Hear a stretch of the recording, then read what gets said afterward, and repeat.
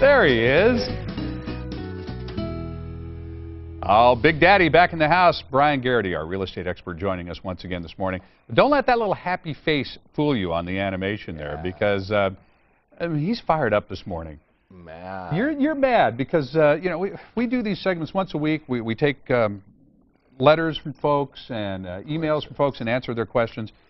And the situation out there is not what has been advertised for yet another program. It's so crazy. And this is what's got you fired up today. It's this HARP program. Right.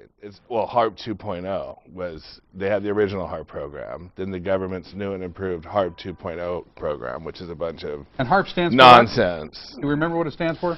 No. Okay. No, it's Homeowners Assistance Relief Program. Okay. Sorry, I was teasing you. Are you kidding? I had to think for a second. But no, this actually, it's not the government's nonsense. It's the banks in there. Whatever you can say on TV. Just fill in the blank and say it. Because you've had all these nice people waiting that thought that they could refinance their house regardless of how upside down they were. Right. It was going to be no problem. They're going to be able to get a refinance. Because what they said was there no loan-to-value limit on this thing. As long as so you had to be current. You had to be current. Right. Okay, which is where a lot of people get confused. So then now all these people have been waiting. They go to their bank and they find out that the banks have now added their own overlays onto the program. And an overlay is the bank's restrictions. So most of them are now capped at 125%. And then you're going to see a bunch of fill in the blank statistics that are like, oh, only 5% of the homeowners this is applicable to. Part of the reason we're doing this is because should we let everybody do it, 80% of them are going to strategically default. It's like, come on, people. It's like, do something to help these homeowners who've been sitting here for so many. I'm getting totally angry today. Yeah, but here's the frustrating. Deal. It's frustrating. Here's the it's thing frustrating. that the folks at home need to know. Yeah. You take their frustration on for them, and you work through it because you're the expert at this. And this, when I hear this from client after client of yours, they say, oh my goodness, Bryan showed up in the nick of time, or we got to his door in the nick of time, and he took all that stress away from us. Now, I don't want you to end up developing, you know, health problems because of taking on all this stress. Yeah, yes. But that is what happens, is you take it on for folks so that they don't have to, and then you go to bat for them with the banks, with the government, with their lenders, whoever it happens to be. It's ridiculous. Yeah, I do.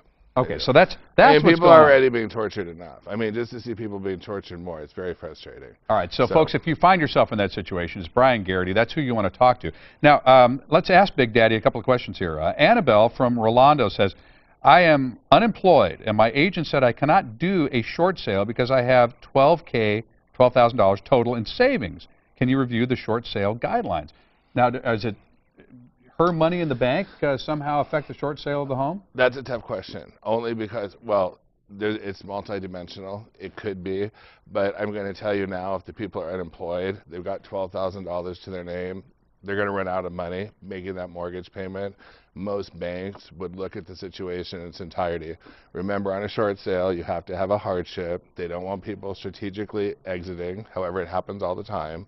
But somebody like her, if you've got $12,000 in the bank and that's all you've got, and neither you or your spouse are working, and you're hanging on, certainly unemployment's not going to be able to cover their expenses. I mean, to be able to live on that is a tough thing. So it's a case-by-case situation, and you've really got to have somebody who understands how to navigate, negotiate, you know, position your situation. And again, I've seen you do this time after time. Yeah. Let me ask a question by Laura, also of Rolando. Bank of America says, I qualify for a cooperative short sale. What is this, and is it a government program? What's a cooperative short sale? It's not a government program. It's a program the Bank of America has, that they work. There's certain investors, the Bank of America services. And remember, just because Bank of America is taking your money, it does not mean that they own your loan. There could be an end investor, probably 80% chance there's an end investor working that has hired Bank of America to do that. Bank of America has a cooperative short sale program. They will target you. You can go to them and initiate it as well, but they'll also target homeowners and say, you know, we're willing to do a short sale for you on a cooperative basis.